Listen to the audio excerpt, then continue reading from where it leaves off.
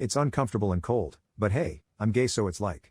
Whatever. She then turns it on, and like the first mate on the Titanic begins to slowly increase power and pressure. I can feel and see my stomach begin to inflate slightly and oh mercy does it hurt like nothing else. It felt like knives were pushing out of me now, ever so slowly. I cry out but she insists more power and I keep filling up like a balloon, hollering in agony. After a minute or so of constant pressure she turns it off and tells me to clench up because she was removing the tube. I want nothing more than to do just the opposite, but I assume she knows what she's doing and follow orders. She then attached another tube to a hose and inserts it. This one is much bigger and the lube is cold as F, but I'm gay so it's still whatever. She then proceeds to hoover my mother effing insides. After 30 seconds I hear a I ask her what the problem was and she told me nothing was coming out but I beg her not to pressure wash my guts again. At this time the doc comes in as she's pulling out my butt plug and informs me that the shit packed in my colon is too wide in girth to be machine enema out.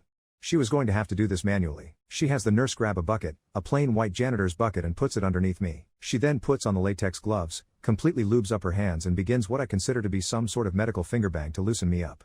After a while of this, I was trying to keep my mind focused on something other than this butch PE teacher looking southern woman giving me ass play legally so I wasn't keeping track of time. She brings out a stretching device and begins to open me with it.